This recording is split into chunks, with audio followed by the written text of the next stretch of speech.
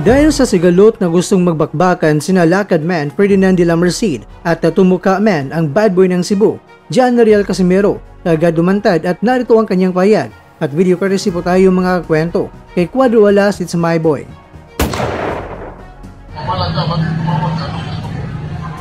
Bastos ka papalag talaga ako sa'yo. Hindi mo pa malakad buong Asia. So kayo huwag kayo mag-away-away, huwag kayo maggulo-gulo dyan. Alam nyo na yung klima ng panahon natin, nagkagulo na, kayo nagkagulo-gulo pa.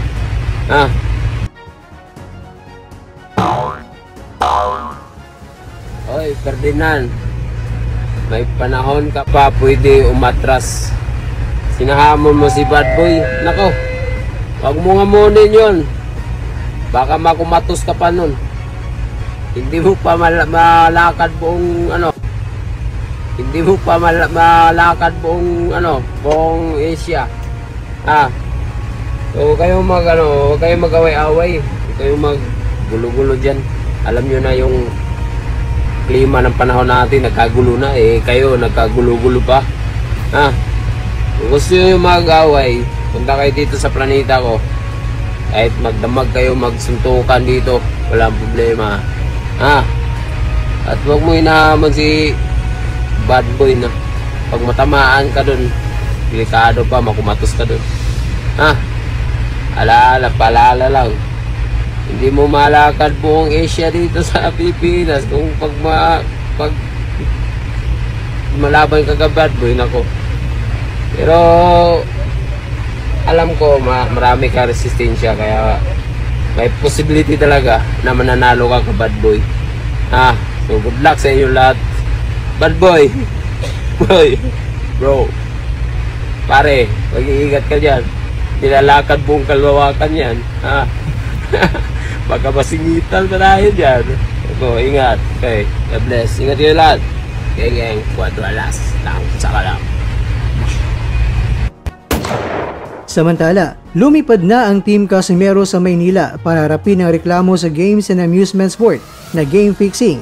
Labis naman ang pagkadismaya ng kanilang team at pagkalungkot ng naramdaman ngayon na dating 3-Division World Champion na si John Nariel Casimero matapos umanong magsumite ng reklamo sa Games and Amusement Board o GAB ang ilang individual kaugnay ng game fixing allegations sa laban niya kontra kay Kyunusoke Kamida.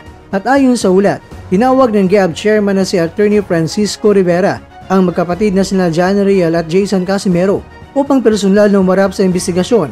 Dahil dito, napilitan ng magkapatid na bumiyahe at pansamantalang itigil ang ensayo bilang pagtalima sa kautusan ng ahensya. Marami ang mga boxing fans ang nagsasabing nakakadismaya talaga. Imbes na mag-focus si Casimero sa training, kailangan pa niyang gumastos at magrakbay para lang umarap sa isyong gawa-gawa lang. Alam naman ng mga boxing fans na may laban siya sa Japan ngayong December 27. Sayang raw ang oras at sayang ang pera. Marami ang nangangamba dahil halos naantala ang lahat ng preparasyon para sa nalalapit na laban ni Casimero dahil sa biglaang tawag ng GAB. Kawawa naman raw si Casimero dahil ang ilang mga plano sa training camp ay nasira.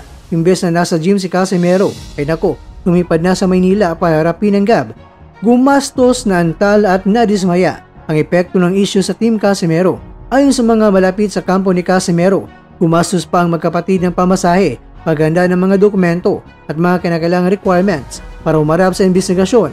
Bukod dito, naaapektuhan din ang kondisyon ni Casimero dahil naputol ang kanyang training cycle na dapat ay tuloy-tuloy sana hanggang Disyembre.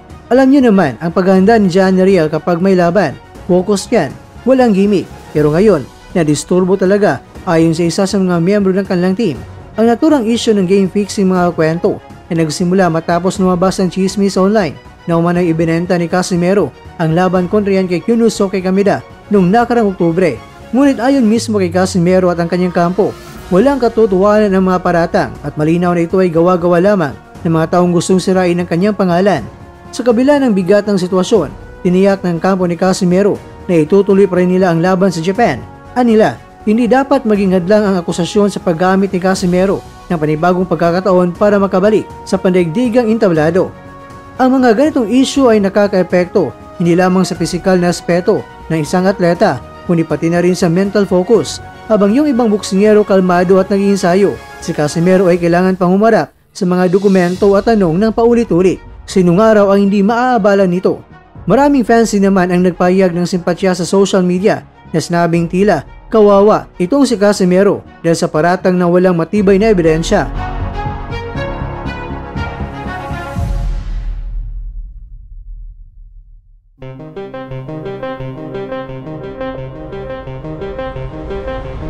Mga kakwento, habang papalapit ang laban ni Casimero sa December 27 sa Japan, maasang kanyang mga taga-suporta na matapos ang investigasyon at tuluyang malinis ang pangalan ng boksingero. Sa gitna ng unos, pinapatunayan ni John Riel Casimero na kahit anong pagsubok ang dumating, mananatili siyang matatag, isang tunay na mandirigma sa loob at labas ng ring ay laging handa.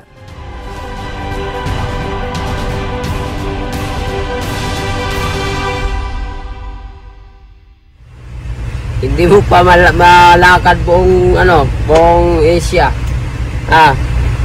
So kayo kayo mag-away-away, kayo maggulo-gulo diyan.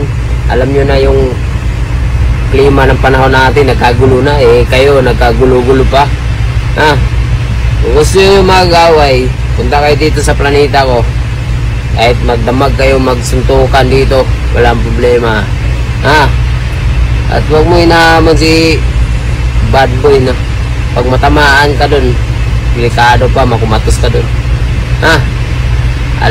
Paalala lang, hindi mo malakad buong Asia dito sa Pilipinas kung pag malaban ka bad boy, nako.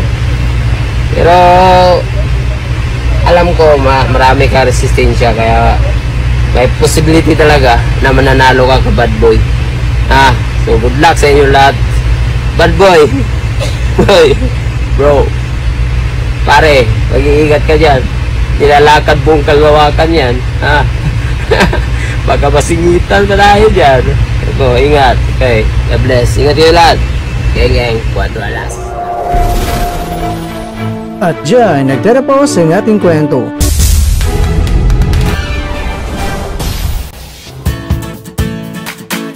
Maraming salamat mga kakwento sa inyong panonood. Pero baka naman mga kakwento ay nagustuhan niyo po ang kwento natin ngayon.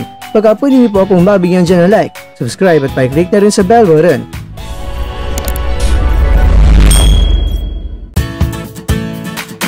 Pero bago tayo tatapos mga kwento, syempre, shoutout po muna tayo dyan sa ating mga kakwento.